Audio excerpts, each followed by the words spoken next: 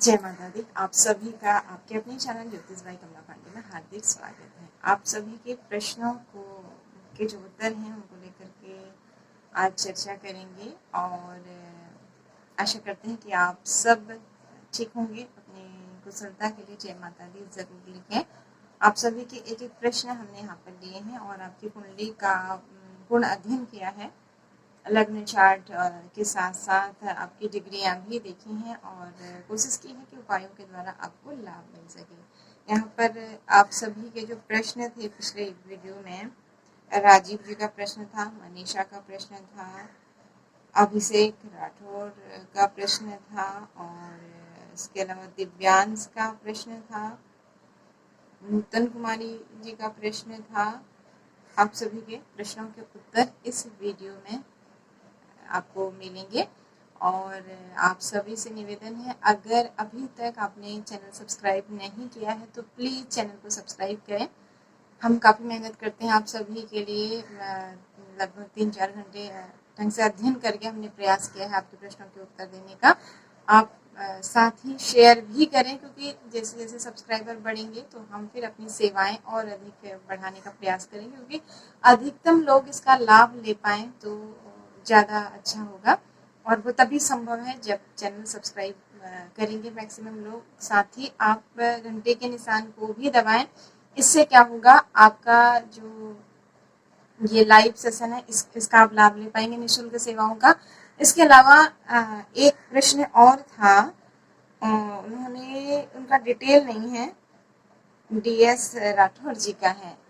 आपसे हमारा निवेदन है कि आप अगले टाइम में जब हम लाइव रहेंगे उस समय अपना प्रश्न कीजिए, क्योंकि आपके पास आपकी कुंडली नहीं है, यानी कि जन्म का विवरण नहीं है। तो आपके पास जन्म का विवरण अगर नहीं है तो वहाँ पर फिर हम आपके प्रश्न कुंडली के माध्यम से आपको उत्तर देंगे। जिस समय हम लाइव रहेंगे उसी समय आप प्रश्न कर सकते हैं। उस समय हम उस समय के हिसाब से आपकी कुंडली तैयार करके आपके प्रश्न का उत्तर और उसके उपाय आपको देने का प्रयास करेंगे। आपने प्रश्न किया था कि प्रमोशन नहीं हो रहा है, साथ ही एक केस चल रहा है, तो क्या होगा। तो आपसे हमारा निवेदन है कि अगले लाइव सेशन में आप जरूर जुड़ें।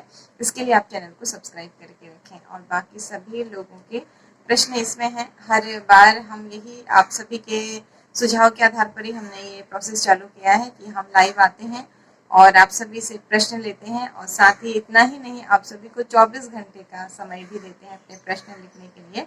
और फिर हफ्ते भर के अंदर किसी एक वीडियो में हम उन सभी के उत्तर आपको एक साथ दे देते हैं, क्योंकि अलग अलग वीडियो से प्रश्न इकट्ठा करना फिर उनके उत्तर देना संभव नहीं है। यहाँ पर हमने आपके उत्तर भी लिख करके रखे हुए हैं, साथ ही आपके मैसेज भी हैं और हम फिर उन मैसेजों को पढ़ करके और जो उत्तर लिखे हैं उसके आधार पर पुनः आपकी कुंडली को आपके सामने विस्तार से बताने की कोशिश करते हैं।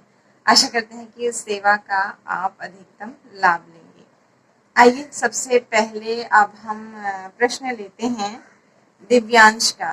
दिव्यांश के बारे में उन्होंने पूछा है कि ये बहुत जिद्दी हैं,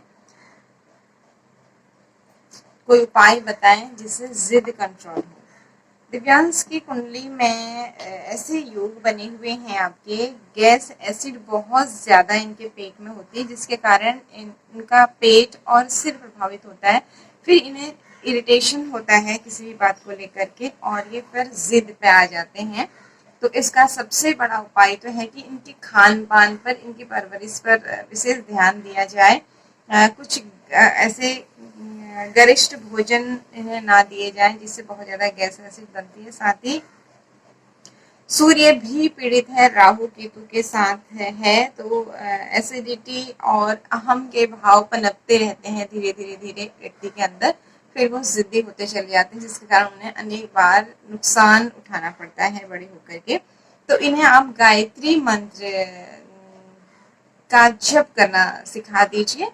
आप सुबह सूर्योदय से पहले ये स्नान कर लें और कुछ एक्सरसाइज वगैरह करके सूर्य नमस्कार अगर इन्हें सिखा सकते हैं तो अति उत्तम। उसके बाद गायत्री की कैसेट्स वगैरह लगा लें। ये उसके साथ साथ उच्चारण करते हैं, सूर्य के आगे खड़े होकर के सूर्य को अर्घ्य भी दें और गायत्री मंत्र का उच्चारण करें। निश्चित रूप से आप देखेंगे धीरे धीरे धीरे इनकी समस्या नियंत्रित होगी। रातों रात किसी चमत्कार की कल्पना ना करें, जैसे हमेशा हम आप सभी से कहते हैं। समय लगेगा लेकिन चीजें नियंत्रित होंगी। उसके साथ ही जहाँ ये बैठते हैं, जो पंखा चलता है उसमें मोर पंख का आप इस तरह से चिपका दीजिए, या कैसे भी आप व्यवस्था करके उसमें उसको अटका दीजिए कि उसकी हवा इनके ऊपर लगे। जैसे फैन घूमेगा तो फैन के साथ साथ वो मोर पंख भी घूमेगा, उसकी हवा इनको लगेगी, तो इससे कहते हैं कि जिद शांत होती है और जो इस तरह के राहु जनित दोष हैं ये भी दूर होते हैं। और आप मोर पंख है इनको ताबीज में भर करके भी गले में धारण करा सकते हैं। कुछ वीडियोस आपको मिल जाएंगे हमारे आने वाले समय में भी कि किस तरह से बच्चों की जिद को कंट्रोल करें। पूर्ण रूपेण तो हम कुछ ग्रह युतियां ऐसी होती हैं इनको नियंत्रित नहीं कर पा सकते, लेकिन धीरे धीरे धीरे अगर आप उपाय करते रहेंगे तो काफी हद तक ये चीजें ठीक हो जाती हैं। आशा करते हैं कि अब आपको आपके प्रश्न का उत्तर मिला होगा और संतुष्टि भी मिली होगी। नीले और ग्रे कलर्स का प्रयोग इनको कम कराएं। और अगर हम इनके मुख्य ग्रह की बात करें तो वो भी आपको बता देते हैं, आपको थोड़ा आसानी होगी और अच्छे से इनके ग्रहों का लाभ आप ले पाएंगे।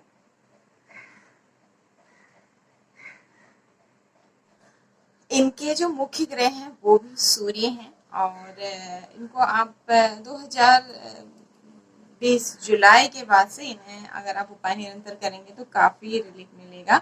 जो कुछ पेट और आंख संबंधी समस्याएं, सिर संबंधी समस्याएं भी इस समय हो रही हैं, हो सकता है आप कुछ उपाय कर रहे हो, ये बहुत बड़े विकृत रूप में नहीं होंगे, लेकिन फिर भी कई बार आप देखेंगे, शिकायत करेंगे कि इनके पेट में समस्या है और आंखों में भारीपन रहता है, सिर में भारीपन रहता है।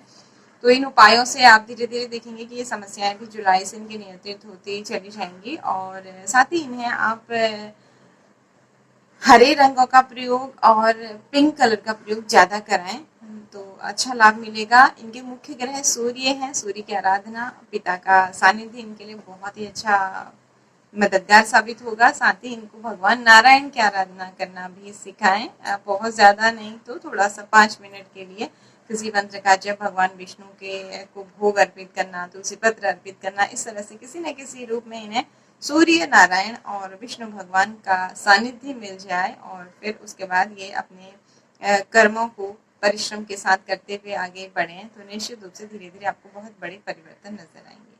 अगला प्रश्न लेते हैं। अगला प्रश्न है आप अभिषेक राठौर जी का। इन्होंने पूछा है कि आईएएस, पीसीएस, एसएससी जैसे गवर्नमेंट जॉब में क्या योग है। आपकी कुंडली में बहुत अच्छा योग बना हुआ है। लग्न से आपके चतुर्थ भाव में बृहस्पति स्वराशि के बैठ करके हंस नामक राजयोग बना करके बैठे हुए हैं। और इसके अलावा आपके जो भाग्येश हैं और कर्मेश हैं, भाग्येश आपके सूर्य हैं, कर्मेश आपके बुध हैं, ये दोनों भी एक साथ है, तो बहुत अच्छा योग आपकी कुंडली में है। और साथ ही आपकी कुंडली में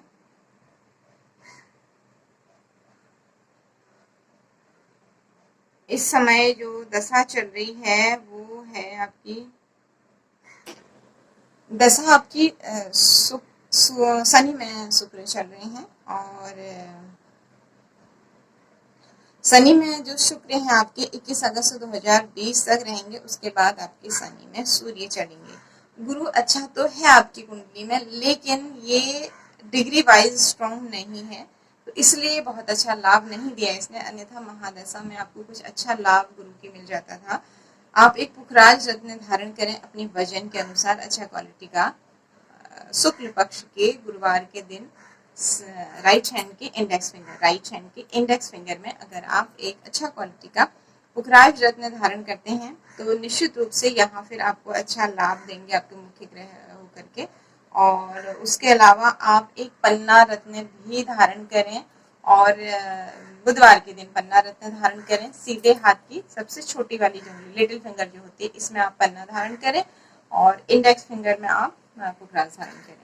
और रविवार के दिन आप बेल की जड़ को, हमने एक वीडियो दिया हुआ है किस तरह से आपको जड़ों को लाना चाहिए और किस तरह से उनकी पूजा करनी है, विधिवत लाना है पूजा करने के बाद। और या फिर आपको मार्केट से भी मिल जाएंगे ये जड़ी बूटियों की दुकानों में, लेकिन अगर आप कई बार हमें गलत चीज़ें भी उपलब्ध हो जाती हैं, तो आप थोड़ा विचार करके सही सही उपलब्ध करें तो अच्छा होगा। पिंक कलर के कपड़े में शुक्ल पक्ष के रविवार के दिन सूर्योदय के 1 घंटे के अंदर इस जड़ की पूजा करनी है आपको। ओम गृणी सूर्याय नमः का मंत्र जप करते हुए इसे आपको गंगा जल से, कच्चे दूध से जड़ को ला करके शुद्ध कर लेना है पहले। उसके बाद मंदिर में रखें या सूर्य भगवान के आगे बैठ जाएं या फिर जैसी भी व्यवस्था हो वहां पर आप सूर्य की किरणें इसमें पड़ें और आप मंत्र करें तो अति उत्तम। आप फिर लाल चावल थोड़े बना लीजिए, ओम गृणी सूर्याय नमः करते हुए उसमें से थोड़ा सा चावल इस तरह से हाथ में उठाएं और उसके ऊपर छोड़ते जाएं। आप ऐसा 1 माला या 5 माला जप करके इस जड़ी को थोड़ा सा आप इसमें अपनी एनर्जी डालें। उसके बाद इसे पिंक कलर के धागे में आप गले में धारण कर लें।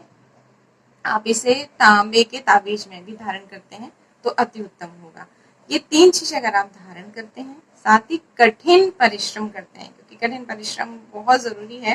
कुछ ग्रह योग ऐसे हैं आपके कि बनते बनते कार्यों में बाधा आएंगी, लेकिन निश्चित रूप से आप कुछ ऐसा काम करेंगे कि दुनिया आपको जानेगी अगर आपने परिश्रम किया तो। अन्यथा ये राजयोग फिर फलित नहीं होते हैं, क्योंकि कुछ जैसे हमने आपको बताया कि डिग्रियां कमजोर हैं बृहस्पति की, तो आप वहीं रत्न के द्वारा उसको मजबूत करेंगे और अपने कर्म को आप करते चले जाएंगे तो निश्चित रूप से एक दिन आपको मंजिल जरूर मिलेगी।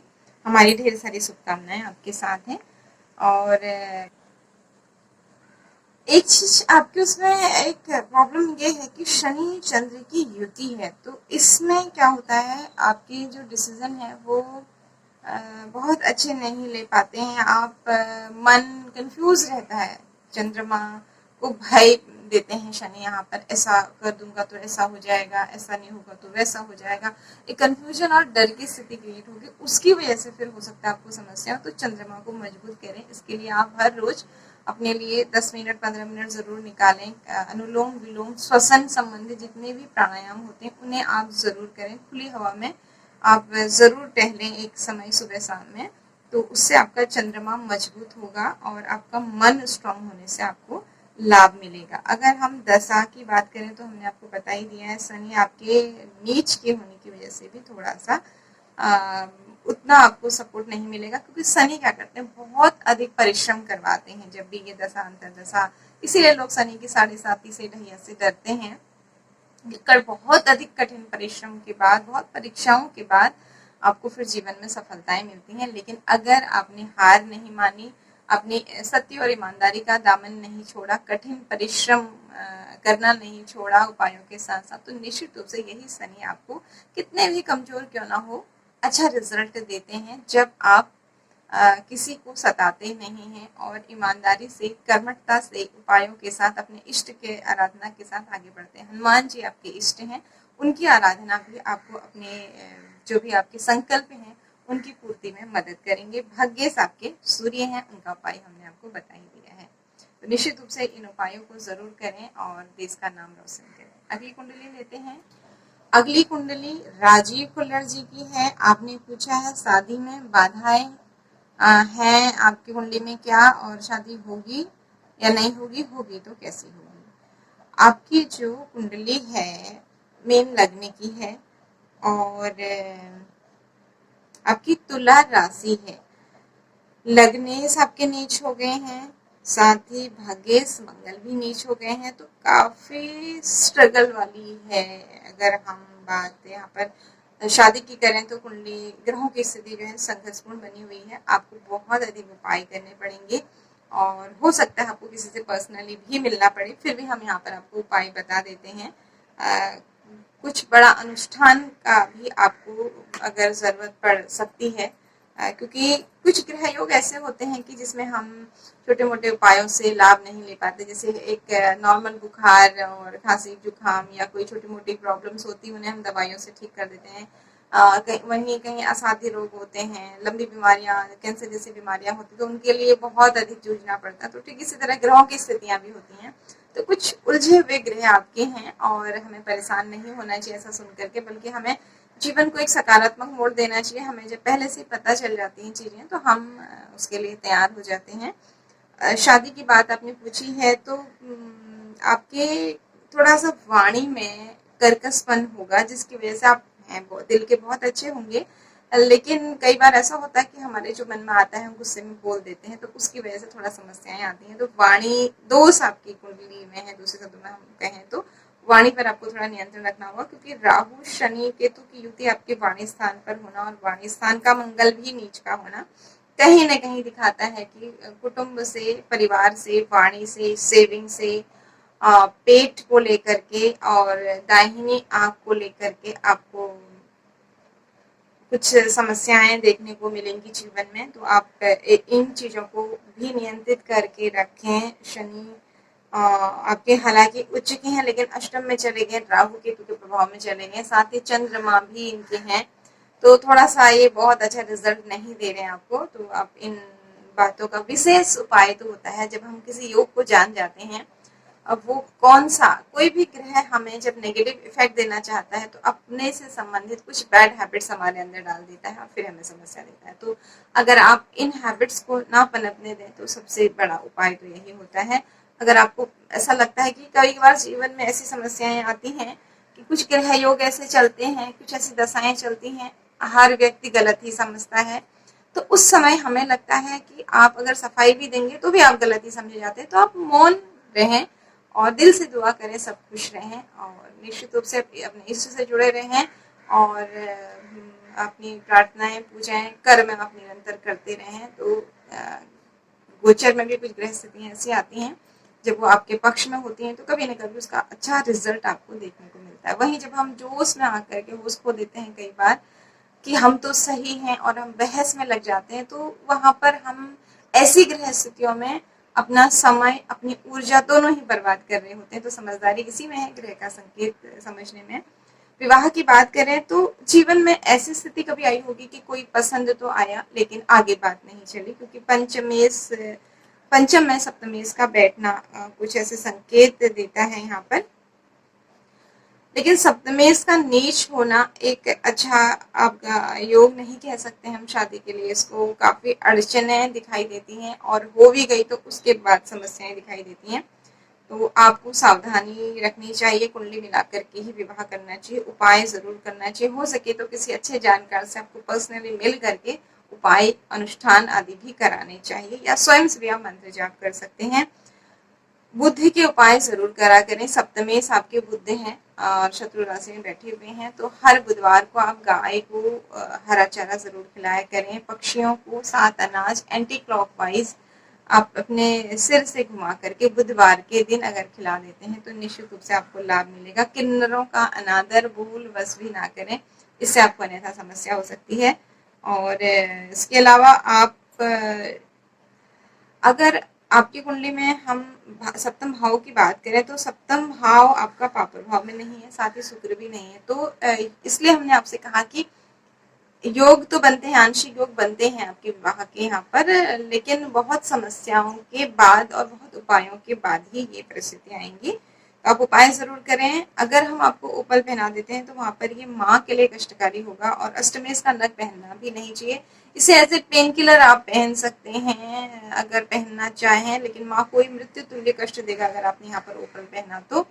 और अगर कोई रास्ता नहीं मिलता है, कई बार हम पेन किलर खाते हैं दर्द को नियंत्रित करने के लिए, तो उस स्थिति में ही पहना जा सकता है। अन्यथा रत्न तो आपको यहाँ पर हम धारण करने को नहीं कहेंगे। कोई भी रत्न ऐसा नहीं है आपकी कुंडली में जो आपको केवल लाभ ही लाभ देगा।